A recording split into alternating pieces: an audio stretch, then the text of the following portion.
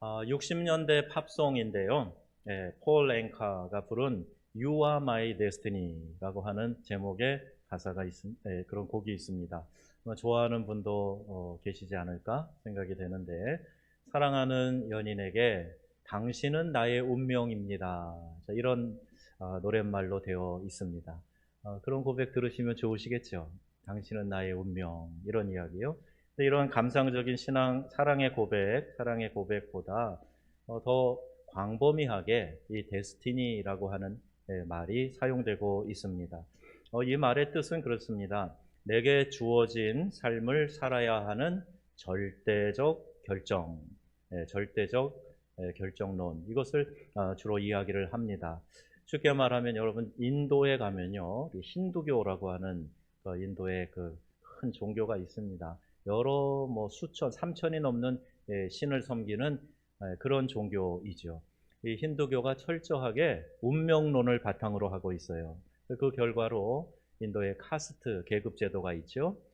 천민으로 태어나기도 하고, 또 크샤트리아 브라만이라고 하는 상위 계층으로 태어나기도 하고 그렇습니다.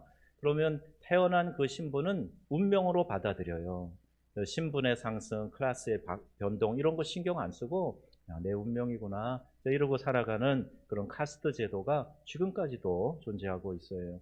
말하자면 자포자기의 운명론을 현실로 받아들이고 살도록 강요하는 그런 거라고 말할 수가 있겠죠. 우리나라도요, 팔자라는 말을 했습니다. 그거 네 팔자야. 그래서 어려운 일이 있어도요, 그냥 운명으로 받아들이고 그거를 개척하려고 개선하려고 하는 노력을 등한시하는 그런 우리의 샤머니즘, 민속 종교가 있어요. 이슬람교도 마찬가지입니다. 인샬라라고 이야기해요. 알라의 뜻이다라고 하는데, 가만히 들여다보면은 사람은 노력하지 않고 이것을 신에게로 책임 전가를 하는 거예요. 그게 인샬라, 이렇게 이야기하는 표현으로 나타나고 있지요. 데스티니라고 하는 이 말은요, 우리가 생각하는 그런 바꿀 수 없는 결정적 운명론, 이것을 이야기하고 있지 않습니다. 영어 사전에 보면 데스티니라고 하는 말의 정의 가운데 하늘의 뜻, 즉 하나님의 뜻이라는 이런 해석도 있어요. 기독교적인 신앙관을 가지고 볼 때 내 삶을 향한 하나님의 원대하신 뜻과 계획이 있다 하는 것을 알고 그것을 받아들이는 것, 이것을 데스티니라고 이야기를 하는 겁니다. 다시 말하면 거룩하고 아름다운 축복의 삶으로 인도하시는 하나님의 선한 계획이다, 이렇게 봐요. 한번 같이 읽어보겠습니다. 거룩하고 아름다운 축복의 삶으로 인도하시는 하나님의 선한 계획, 이것을 데스티니라고 이야기하는 거예요. 절망, 포기, 자살, 이거 하나님의 계획, 데스티니를 모르는 어리석은 생각이고 결정이죠. 어렵다고 다 절망하고 포기해야 되는 것 아닙니다. 어제 우리가 아주 귀한 강의를 들었어요. 어제 우리 신 목사님 통해서 이 상황이 어떻다고 할지라도 받아들이고 안 받아들이는 건 내 결정이라는 거예요. 내 책임이라는 거예요. 어떤 일에 대해서 화를 내고 또 이렇게 불편한 심기를 갖고 받아들이고 표현하는 것은 내가 결정한다. 얼마나 중요한 이야기인지 몰라요. 내가 그렇게 생각했고 그렇게 받아들였기 때문에 절망하고 포기하게 된다는 거예요. 상황이 어려워도 힘들어도 짜증이 나도 내가 그것을 받아들이지 않고 거기에 부안해동하지 않으면 괜찮아요. 평정을 유지할 수 있어요. 근데 받아들이니까, 그리고 책임은 자꾸 남에게 전가하니까 이런 불편한 상황에 직면하게 된다는 거죠. 우리 젊은이들이 이것을 좀 알았으면 좋겠습니다. 3포, 5포, 7포 세대라고 말하면서 스스로 포기를 외치는 것은 나를 향하신 하나님의 계획, 내 삶의 데스티니, 이걸 깨닫지 못하니까 자꾸 어려운 상황만, 나라 돌아가는 꼴만 보면서 이것도 포기하자, 저것도 포기하자, 그럴 수밖에 없겠구나, 이런 절망적 운명론을 자꾸 이야기하는 겁니다. 고성준 목사님이라는 분이 계세요. 작년 다니엘 기도 15일차에 나오셔서 말씀 전해 주셨죠. 이분을 개인적으로 몇 차례 만나서 교제를 했는데, 파리에서 목회할 때 목회하던 교회에 오셔서 선교 요나학교 이것을 강의도 해주셨고요. 그래서 그때 만나서 식사도 하고, 이번에 성장 배경이나 귀한 간증을 사석에서 들을 수 있었어요. 또 일산에서 청소년 집회할 때 그때도 만났습니다. 이분은요, 서울대 수학과 교수인 아버지와 약사 어머니 사이에서 태어나셨어요. 그러니까 자기도 서울대 수학과에 가서 아주 공부 잘하는 그런 똑똑한 학생이었죠. 그런데 국비장학생으로 미국 명문 버클리 대학에 가서 박사학위를 받은 후에 그냥 그대로 자연스러운 절차를 밟는다고 하면 한국에 들어와서 교수를 하는 거, 이게 뭐 따놓은 당상이었던 거죠. 그런데 한국에 와가지고요, 교수하기 전에 갑자기 수원에 있는 한 작은 교회에서 이제 목사님이 미국에 가시게 되고, 그 교회를 잠깐 맡아서 좀 설교를 해달라, 이래가지고 집사인 신분에서 그 교회를 맡게 됩니다. 하나님 앞에 기도하고 그 교회를 목회하게 되는 거예요. 그러면서 이제 그때 신학을 공부하고 목사가 되고, 지금은요 이렇게 그가 목회자로서 헌신하면서 살아가고 있어요. 그가 이런 얘기를 합니다. 우리의 인생의 성공과 실패는 하얀 캔버스 위에 누가 더 화려한 그림을 그리느냐 하는 것이 아니라 누가 창조주가 디자인한 설계도에 더 가까운 인생을 살았느냐, 이것으로 결정이 된다는 거예요. 이것으로 인생의 성패가 나뉜다는 거예요. 우리는요, 우리의 인생을 남들 앞에서 좀 더 자랑할 만한, 뽐낼 만한 그런 인생으로 만들고 싶어 합니다. 그래서 좋은 학교, 명문대 가려고 노력하는 거 아니에요? 좋은 직장 얻으려고 노력을 합니다. 명품, 그리고 명문, 이런 것을 우리가 참 좋아하고, 그 대열에 들지 못하면요 낙심하고 또 부족한 인생이라고 그렇게 생각을 하죠. 실패한 인생으로 생각을 합니다. 근데 과연 그런가? 여러분, 일부 예배 때 그런 생각이 갑자기 들었어요. 우리 중에요, 인류대학을 나온 사람 몇 명이나 있을까? 우리 중에요, 소위 말하는 이 대기업에 일을 해본 경험이 있는 사람 몇 명이나 있을까? 아마 이런 기준으로 생각을 한다 그러면 우리가 낙심하고 나는 부족한 인생 아니냐, 뭐 이런 식으로 생각할 수 있지 않겠습니까? 그렇지 않다는 거예요. 내 삶에 대한 평가가 하나님 앞에서, 즉 코람데오가 아니라 다른 사람과 비교하는 데 있는, 그래서 남과 비교하여서 덜 가졌다고 느낄 때, 폼이 안 난다고 생각될 때 그토록 우울하고 힘이 안 나고 용기 내어 나서지 못하는 그런 인생은 아닌가. 명품 하나라도 휘둘러야 그것으로 내 가치가 올라간다고 생각하는 그런 허한 마음의 사람들이 우리 가운데 있지는 않은가. 이걸 한번 생각해 보게 됩니다. 자, 여러분, 그런데 이 고백을 한번 들어보세요. 고성준 목사님이 쓰신 책인데, 책 제목이 데스티니입니다. 학자로서 커리어를 접고 목회를 선택했을 때 내 인생은 규격에서 벗어나기 시작했다. 세상의 예측에서 벗어난 길이었으니까 말이다.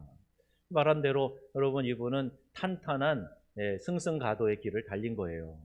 그냥 이렇게 좋은 가정에서 좋은 교육받고 자기도 엘리트 중에 엘리트로 그렇게 성장해 갔어요. 그런데 갑자기 선회해가지고 목회를 하니까요, 사람들이 궁금해서 묻습니다. 왜 목사가 되셨어요? 심지어는요, 아이고 어쩌다 목사가 된 거예요? 이렇게까지 묻는 사람들이 있었다는 거예요. 그런데 그는 이렇게 말을 했다는 거죠. 지금 나는 그 어느 때보다도 행복하다. 돈이 많아서 행복한 것도 사람들의 인정이나 명예를 얻어서 행복한 것도 아니다. 그런데 행복하다. 이렇게 본인이 표현하고 있어요. 여러분, 우리의 상식과는 좀 다른 것 아닙니까? 그렇게 잘 나가다가 갑자기 목회를 해. 그런데 행복해. 뭔가 좀 우리 계산하고 잘 안 맞는 부분이 있어요. 그런데 이분은 그 행복을 이렇게 하나님 앞에서 사람들에게 마음껏 드러내고 있습니다. 우리가 어떤 선택을 할 때는요, 여러분, 선택에 두려움이 있어요. 특별히 어떤 중요한 선택을 한다고 할 때 그 앞에서 우리가 다 두려움을 가지고 있습니다. 남들의 말과 시선을 더 의식하게 됩니다. 내가 이 선택을 하면 다른 사람이 나를 어떻게 생각할까? 이 길이 숭고한 길이긴 하지만 세상에 나가서 판단해 볼 때는 별로 빛이 안 나는데 남들이 어떻게 볼까? 뭐라고 수군거리지는 않을까? 그런 시선을 의식하게 된다는 거예요. 명문대, 대기업 취업, 안정된 직장, 각종 국가고시 합격, 경제적인 여유, 이것이 인생의 진정한 정답이라고 믿는 이런 획일적 성공관, 이것을 가지고 살아가는 사람들이 대부분이기 때문에 우리는 암암리에 그런 압력을 받고 살아가게 되는 거예요. 세상의 규격과 잣대에 맞춰서 살아가는 것에 과연 행복이 있는가? 명문대를 나오면, 좋은 직장 다니면, 많이 가지면 꼭 행복한가? 아니, 설사 그것이 삶의 편의를 제공한다고 하더라도 돈 있으면 편하잖아요. 돈 있으면 좋다 하는 이유가 편해서 좋은 거 아니겠어요? 그런데 그렇다고 하더라도 그것을 삶의 목표로 삼고 살아갈 만한 그런 가치가 있는 건가? 이걸 한번 우리가 솔직하게 진지하게 생각해 보자는 겁니다. 만약 그런 가치로 본다면요, 우리 성경에 나오는 위대한 사도 바울은요 실패자 중에 실패자일 거예요. 바울 자신이 그런 얘기도 했어요. 만약 그리스도께서 부활하시지 않았다면 내가 제일 비참한, 내가 제일 불쌍한 사람일 거야. 그런 이야기를 독백처럼 성경에 기록하고 있어요. 혈통적으로 인정받는 집안의 사람입니다. 가말리엘이라고 하는 위대한 스승 밑에서 배운 사람이에요. 서울대가 아니라 하버드대 출신이라고 할 만큼 그렇게 똘똘하고 엘리트 중에 엘리트, 모든 학문에 통달한 그런 사람이었습니다. 종교적으로는 어떻습니까? 유대인으로, 베냐민 지파로 열심히 있는 사람으로 율법에 정통하고요. 바울은요 고급 히브리어를 유창하게 구사했던 사람이에요. 바울이 히브리어로 설교하니까 사람들이 깜짝 놀랐어요. 당시 유대인들은 아람어나 당시에 코인의 헬라어를 주로 사용을 했기 때문에 이렇게 고상한 식자만 히브리어를 사용해서 연설을 할 수 있었거든요. 바울이 그런 사람이었어요. 날 때부터 로마의 시민권자였습니다. 그래서 태어날 때부터 모든 유대인들이 부러워할 사회적 위치를 다 가졌어요. 오늘날로 말하면 정말 금수저 중에 금수저가 사도 바울입니다. 그런데 그가 예수님 만나고 복음의 의미를 깨닫고 이방인의 사도로 부르심을 받았는데, 그런 인생의 데스티니를 발견하고 그의 모든 배경을 그리스도를 아는 고상한 지식 앞에서 불필요한, 심지어 배설물로 여긴다. 이렇게 이야기를 해요. 우리 중에 어느 누가 배설물이 아까워가지고 뒤돌아보는 사람이 있습니까? 보기도 싫은 것이. 그런데 그 내가 가진 모든 백그라운드를 그리스도를 아는 고상한 지식과 비교해 볼 때, 야, 이건 아주 아무 가치도 없는 거야. 이렇게 배설물로 여긴다 고백하고 있어요. 그리고는 그가 받은 사명에 대해서 이런 말을 합니다. 사도행전 20장 24절에요. 같이 읽습니다. 내가 달려갈 길과 증언하는 일을 마치려 하면은 나의 생명조차 조금도 귀한 것으로 여기지 아니하노라. 아멘. 주님이 나에게 주신 사명, 즉 복음 증거하는 일, 이거 끝까지 잘 마치려, 내가 이 사명 잘 감당하려 하는 그 일을, 이거를 감당하기 위해서는 내 생명조차도 귀한 것으로 여기지 않겠다. 아주 철저하게 사명에 사로잡혔던 그런 사람이에요. 은혜를 받으면 다 목사 되고 선교사 되라는 것 아닙니다. 각자 자신을 향한 하나님의 계획을 발견하면 자신이 일하는 그 일을 통해서 만족과 감사, 기쁨과 행복 넘치는 삶을 살 수 있다는 이야기예요. 여러분, 성경은 하나님을 떠난 인생, 하나님이 주시는 데스티니에서 멀어진 인생은 무엇을 해도 목마르다, 이렇게 말씀해 주고 있습니다. 하나님의 계획대로 사는 사람이 가장 행복한 사람인데, 그 계획은 내가 관여치 않고 고려하지 않고 내 마음대로 살아가는 사람은 늘 목마른 삶을 살게 된다는 거예요. 너는 왜 양식 아닌 것을 위하여 은을 달아주고 배부르게 하지 못할 것을 위하여 수고하느냐. 성경이 이렇게 말씀하죠. 이는 우리의 행복과 허물을 결정하는 요소가 하나님의 계획대로 사느냐, 내 계획대로 사느냐, 여기에 달려 있다는 겁니다. 데스티니를 알지 못하는 사람은요, 공허함을 느낄 수밖에 없어요. 왜 재벌들이 스스로 목숨을 끊어요? 공허함 때문에. 다 가졌다고 생각하는데 이 마음의 공허가 채워지지 않으니까 절망하고 낙심하고 결국 극단적 선택을 합니다. 무엇을 해도 허전해요. 성공해도 부족함과 갈등을 느끼고 돈을 많이 벌어도 이게 다가 아닌데 그러면서 허전해하고 공허함을 느끼는 거예요. 큰 성공을 거두어도 이게 무슨 소용이지? 그 마음에 그런 생각이 들어요. 당장 눈앞에 있는 목표를 이루기 위해서는 막 이를 악물고 달려가는데 여러분 보세요. 그렇게 해서 얻었다고 해보십시다. 우리 전세 사골세 살다가 자그마치만 내 집 하나 마련하고 야 좋다. 그러면서 막 천국을 누리는 것처럼 좋아하는데 금방 불편해. 아유 기왕이면은 내가 20평 살 걸 왜 이 17평 8평 사가지고 좁아서 못 살겠다. 그리고 평수 늘려가다가 인생 마무리하는 게 이 사회가 돌아가는 시스템이에요. 근데 여러분 그걸 얻으려고 당장 눈앞에 있는 거 얻으면 행복할 것처럼 생각하는 거 이거 잘 모르는 거죠. 얼마 전만 해도 우리나라가 다 가난한 시절에는요 이런 말이 있어요. 먹다 죽어도 죽어도 실컷 먹어봤으면 좋겠다. 잘 먹고 죽은 때깔도 이쁘다고 그런 얘기 할 정도로 이렇게 먹는 것에 사람들이 집착을 많이 했어요. 그런데 여러분 지금 어떻습니까? 많이 먹고 잘 먹는 것이 기준이 아니잖아요. 많이 먹어. 이건 옛날식의 덕담이지. 지금은요, 여러분 식사할 때 옆에 사람 막 많이 먹으라 그러지 마요. 그거 부담 주는 거예요. 건강을 위해서는 일부러 소식하는 사람도 있거든요. 음식을 막 가려서 먹거든요. 그게 이런 시대가 됐어요. 건강 장수를 위해서 많이 먹는 게 다가 아니다. 돈벼락이나 한번 맞으면 여한이 없겠다. 이런 얘기도 많이들 했는데 모든 부귀영화를 누렸던 솔로몬이 말하는 거예요. 다 가져봤던 솔로몬이 인생의 후기에 이런 얘기를 합니다. 젊었을 땐 아가서를 쓰고 또 이제 한참 중년일 때는 잠언의 귀한 말씀을 쓰고 이제 인생을 다 살아본 노년이 되어서는 이렇게 이 전도서를 통해서 말씀을 주고 있는데 헛되고 헛되니 모든 것이 헛되도다. 해 아래 있는 모든 것이 헛되도다. 그거 잡으려고 막 달려가서 열심히 살아서 그거 거머쥐어 봤더니 그거 별거 아니더라. 헛되고 헛되다. 그리고 인생의 참된 지혜를 말해주고 있는 겁니다. 제가 그 가난한 아프리카 땅에 살아보았잖아요. 거기서 사람들이 하루 한 끼 먹는 사람들이 참 많았어요. 그런데 그러면 세 끼 먹어야 되는데 한 끼 먹으니까 내 인생 비참하다. 그리고 늘 울상이고 그렇게 사는 게 아니고요. 그렇게 사는 어려움 가운데 있지만은 그 한 끼 먹을 음식 얻은 걸로 인해 기뻐하고 또 그것을 나누면서 같이 좋은 음식 하나 생겨서 나누면서 기뻐하고 이런 모습도 보게 되었어요. 그런데 사회보장 시스템이 잘 갖춰져 있는 프랑스에서 살아보니까요. 사람들이 직업이 없어도 괜찮아. 2년 동안 실업수당 받으면 먹고 살 수 있어요.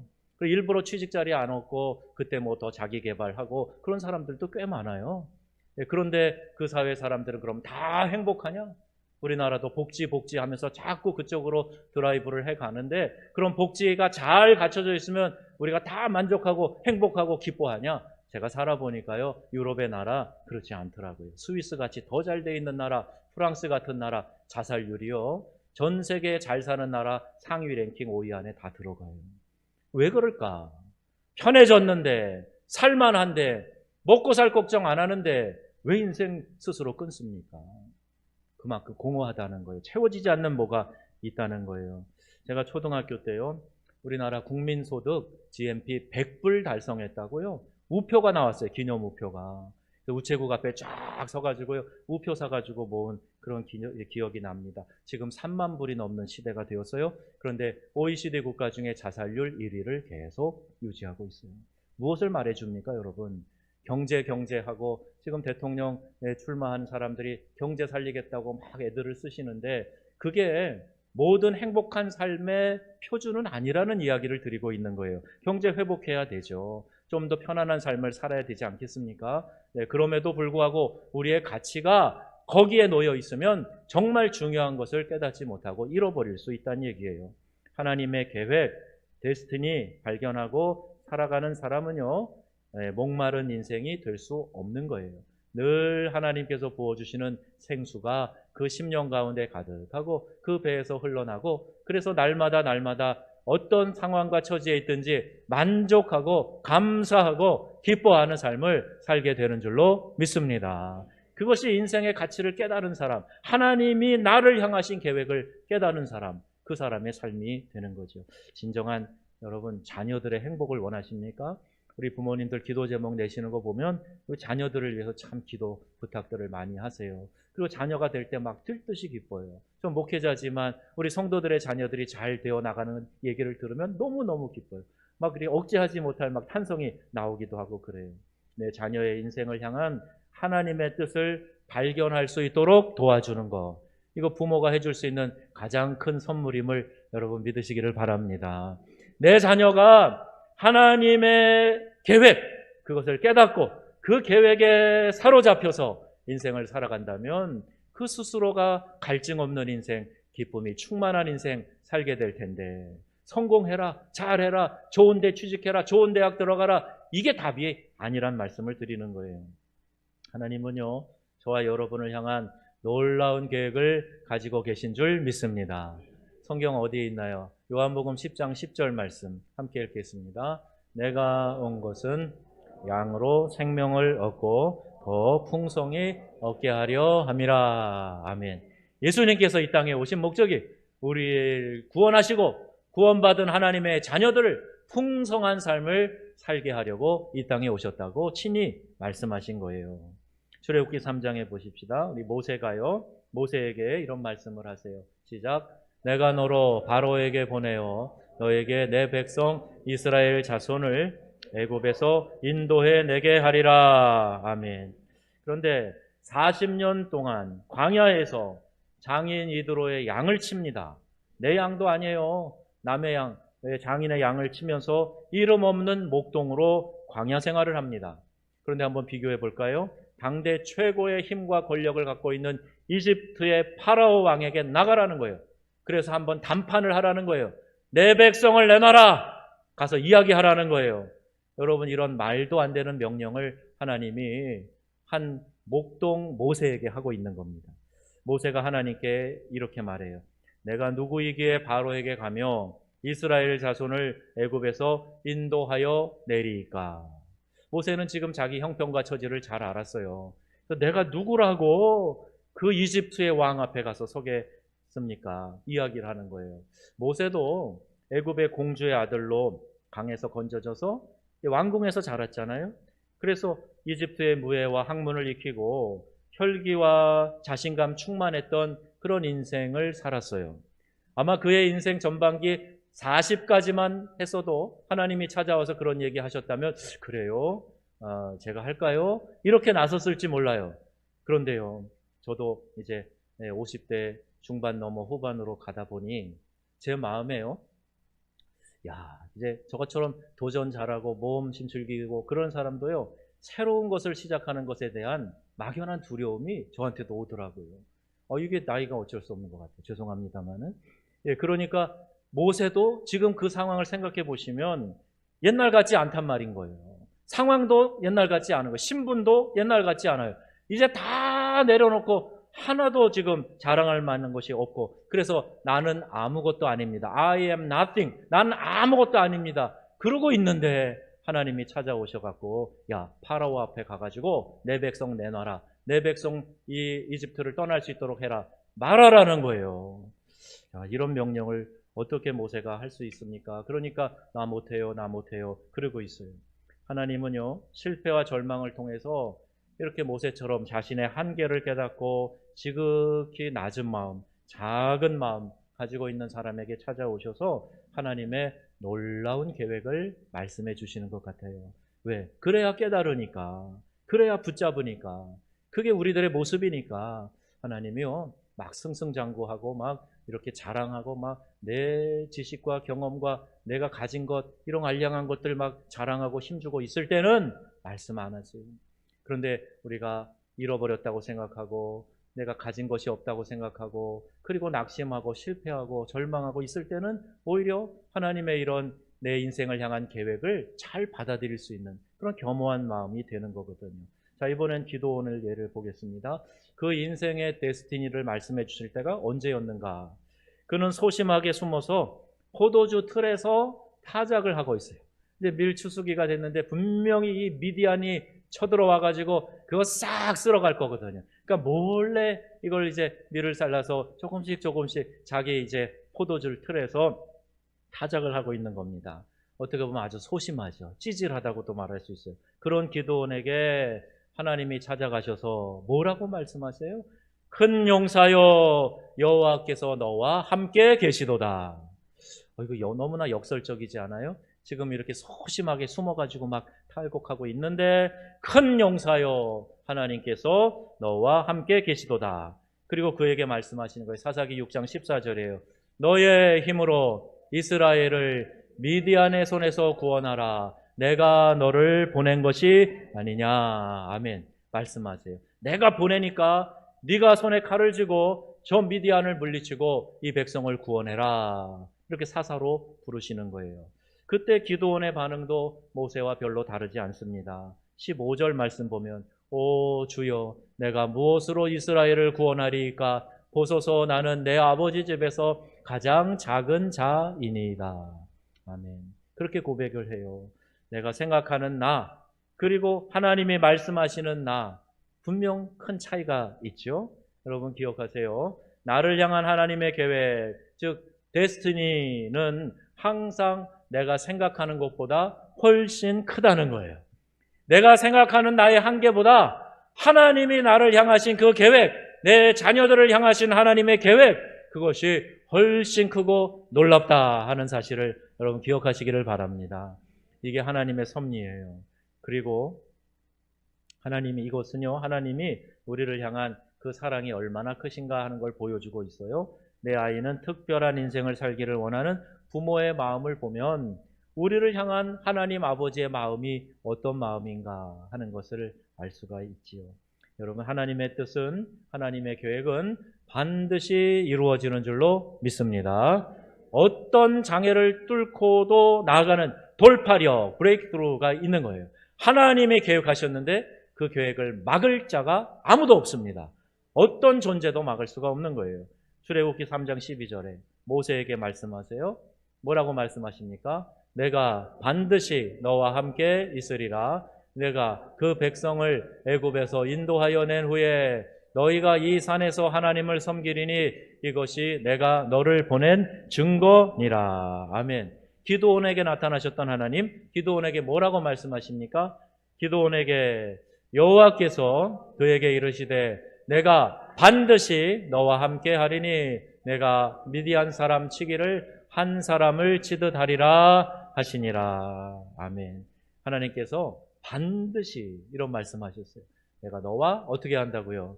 함께 하겠다고 말씀하세요. 그러니까 내가 능력이 없어도 하나님이 나와 함께 하시면, 하나님이 우리와 함께 하시면, 임마누엘 하시면 이 모든 일이 이루어지는 줄로 믿습니다. 모세가 하나님의 계획을 듣고도 자신이 말을 잘하지 못하는 사람입니다, 이렇게 항변할 때 하나님은요, 네 형 아론이 있지 않느냐, 그리고 모세에게 돕는 자를 세워주시는 거예요. 고성준 목사님도요, 자기가 목사가 된다는 생각은요 꿈에도 하지 못했대요. 어렸을 때부터 너무 심하게 말을 더듬었다는 거예요. 말 더듬는 거 아시잖아요. 근데 이제 긴장하면 더 더듬잖아요. 37년 동안을 기도했는데 하나님께서 이 말 더듬이를 고쳐주지 않으셨어요. 그런데 놀라운 일이 있습니다. 희한하게요, 그러니까 기도하면서 내 하나님이 주신 데스티니로 발견하고 그 교회, 작은 교회지만 내가 목회를 해야 되겠다. 그리고 단상에 서서 설교를 한 첫 설교 그 순간에 말더듬이 싹 없어져 버린 거예요. 그리고 설교를 하는데 더듬지 않고 그냥 아주 자연스럽게 이야기를 술술술술 할 수 있게 되었고, 그 순간부터 말더듬이가 완전히 고쳐지게 된 거예요. 놀랍지 않습니까?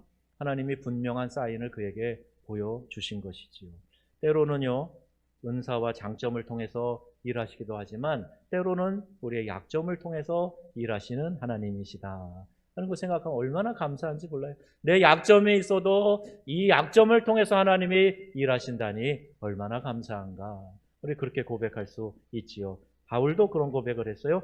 고린도전서 1장 27절부터 있는 말씀 시작. 그러나 하나님께서 세상에 미련한 것들을 택하사 지혜 있는 자들을 부끄럽게 하려 하시고 세상의 약한 것들을 택하사 강한 것들을 부끄럽게 하려 하시며. 아멘. 여러분 스스로 강해지려고 노력할 필요 없지요. 약해도 하나님 쓰시면 되는 거죠.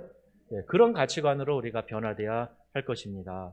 성경의 인물들은 능력이 많았던 사람들이 아니에요. 그런데요, 한결같이 늘 기도했던 사람들입니다.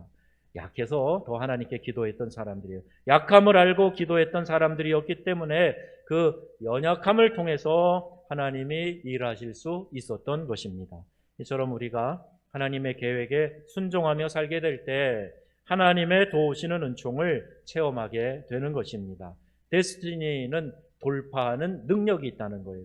어려운 문제, 장애물도 뚫고 나가서 반드시 이루는 하나님의 능력이 함께하기 때문에 우리 하나님의 계획, 내 삶의 데스티니를 발견하면 이런 놀라운 돌파력이 일어나게 된다는 겁니다. 여러분, 우리의 인생을 성공하는 인생으로 이끌지 못하는 진짜 장벽이 뭔 줄 아세요? 그것은요, 하나님의 말씀을 철저히 믿지 않는 거예요. 이게 진짜 장벽입니다. 환경이, 상황이 어려운 게 장벽이 아니에요. 골리앗 같은 거인 장수가 서 있어도 하나님께서 명하시고 나와 함께 하시면 나는 만군의 여호와의 이름으로 나아간다. 돌멩이 하나로도 거인 장수를 쓰러뜨릴 수 있는 겁니다. 그런데 믿지 않으니까, 그 말씀을 철저히 순종하지 않으니까 이런 기적을 우리의 삶에 체험하지 못하는 거예요. 순종함으로 한 발 한 발 내딛는 것, 이게 믿음이에요. 믿음의 발을 한 발짝씩만 뛰면 되는데 여러분, 이거를 우리가 못하는 게 참 안타까운 거죠. 여러분 중에 하나님의 은혜를 깊이 체험해 보신 분들은 아마 이 얘기가 잘 이해가 되실 거예요. 내가 믿음으로 한 발짝 순종했는데 하나님께서 길을 쫙 열어주셨다는 거예요.